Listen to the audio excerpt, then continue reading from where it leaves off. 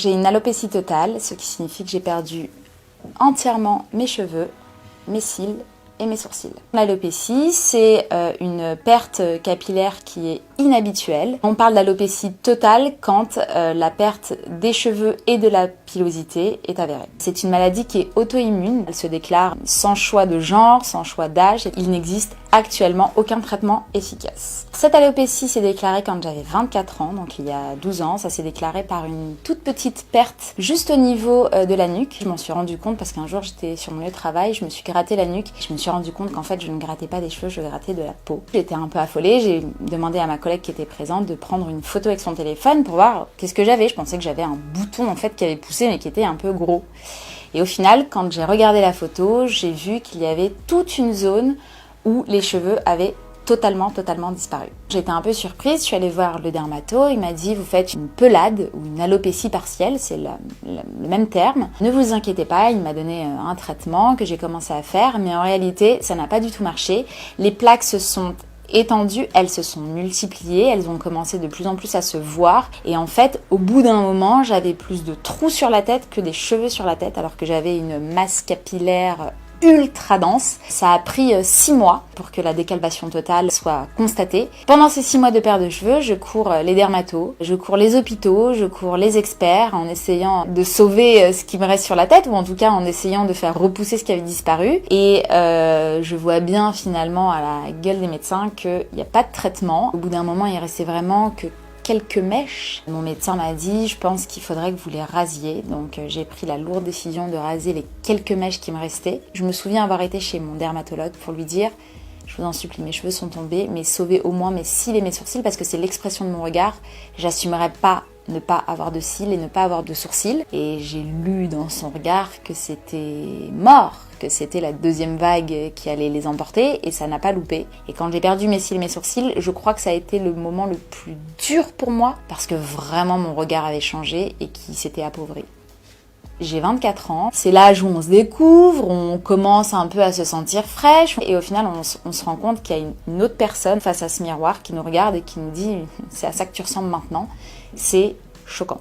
Les mois qui suivent, c'est des crises de larmes, je m'enferme chez moi, je veux voir personne, je refuse de sortir. J'ai passé d'abord de longues semaines à l'hôpital pour essayer de faire des traitements mais sans succès. Et au bout de 6 mois où vraiment je suis dans une dépression la plus sombre, je décide de prendre la tangente et d'aller vivre à l'étranger pendant 2 ans. Là-bas, c'est un reset total, personne ne sait que j'avais des cheveux avant. J'annonce d'entrée de jeu que je porte une perruque sans forcément apporter trop de détails. Du coup, il n'y a pas ce côté je m'apitoie sur ton sort. J'apprends à ressortir la tête de l'eau, à me redécouvrir. Ces 2 ans de parenthèse au soleil et avec de nouvelles personnes m'ont permis de finalement revivre en fait. Quand je suis revenue, je me sentais un peu plus en paix avec moi-même, mais encore très mal à l'aise avec mon image. Je sors pas sans ma perruque, je sors pas si j'ai pas posé mes fossiles. Il y a encore des questions malaisantes, type t'as eu un cancer, type qu'est-ce qui t'est arrivé, auquel je réponds ou je réponds pas, en fonction de l'humeur du jour. Il m'a fallu 5 ans pour commencer à entrevoir l'idée que peut-être je peux sortir sans ma perruque. À la plage, je portais un foulard, je le nouais toujours de façon hyper chic pour qu'on pense que c'est mon style, mais au fur et à mesure, j'ai chaud, ça me saoule, j'ai envie de l'enlever. J'enlève une première fois, je suis tétanisée, je vois les regards autour de moi. Et puis, au fur et à mesure, je me dis, mais en fait, cette pathologie, elle va pas te pourrir la vie. Si t'as pas envie de porter un foulard ni une perruque, tu ne portes ni foulard ni perruque. Et puis au fur et à mesure, je me rends compte que je me sens bien, que les gens me disent ça te va bien, tu es belle. Je commence à y croire en fait. Je me regarde et je me dis mais c'est vrai que c'est pas mal. Pendant cette période, j'ai eu des rencontres avec des mecs, mais qui se sont arrêtés presque au démarrage de l'histoire, parce qu'au départ, j'arrive avec ma perruque, maquillée, c'est insoupçonnable. Et puis quand finalement les mecs se rendent compte que, ben non, elle porte une perruque, qu'elle va pas ressembler à ça finalement le matin, et ben ils prennent la tangente. Certains me rappellent jamais. Il y a un mec, une fois, il a pas arrêté de me faire des compliments toute la soirée sur mes cheveux. Je me suis dit, se fout de ma gueule. Il a capté, il veut me mettre mal à l'aise, il veut que je le lui dise. On vient d'arriver en date, 2 secondes. Il m'a tellement dit, non mais j'ai jamais vu des cheveux aussi beaux. Je lui ai dit, bah tu sais quoi, c'est pas les miens. J'ai pas enlevé parce qu'on était dans un restaurant, mais j'ai soulevé. Il était choqué. Et il m'a plus jamais rappelé, évidemment. Ah ouais, non, il y en a plein qui, au départ, étaient hyper motivés à me rencontrer, à sortir avec moi. Et puis au bout d'un moment, quand ils le savent, par d'autres ou parce qu'ils ont capté, il n'y a plus personne. Alors ça, pour l'ego, c'est violent. Ça, c'est violent. Ça a été très douloureux. C'est pour ça que quand j'ai rencontré mon mari, je me suis dit, je vais lui dire tout de suite. Je lui ai dit, écoute, je pense que t'es un peu jeune pour moi. J'ai 4 ans de plus que lui. Je pense que t'es un peu jeune pour ça. J'ai pas de cheveux, j'ai pas de cils, j'ai pas de sourcils. Je ressemble pas du tout à ce que t'es en train de voir là, en fait, dans la vraie vie. Il m'a dit, mais je le sais, je t'ai déjà vu à la plage. En fait, on avait un groupe d'amis en commun. C'est ouf. Et je lui ai dit, bah alors, trouve-toi une autre meuf, en fait, tu perds ton temps. Il m'a dit, non, je sais exactement pourquoi je te parle.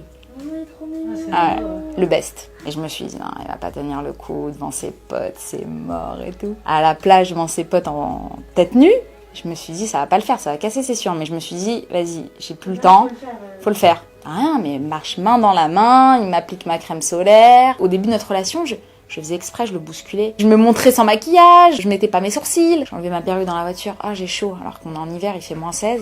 Juste pour voir s'il allait se brusquer ou quoi que ce soit. T'es fraîche, bébé. Voilà, il me sortait que des trucs comme ça. Au bout d'un moment, je me suis dit, bon, arrête de le provoquer, ça sert à rien, on a compris qu'il a compris. Franchement, j'ai été meurtrie dans mon ego, dans ma fierté de femme, dans mon image, dans mes tripes, mais j'ai été récompensée en amour. Donc, ouais. Le mec, il est génial. D'être aimé aussi fort par une personne nous donne pleinement confiance en soi. Donc en fait, j'avais commencé un peu ce travail avant lui. Quand il est arrivé dans ma vie, je me suis sentie en pleine confiance avec moi-même.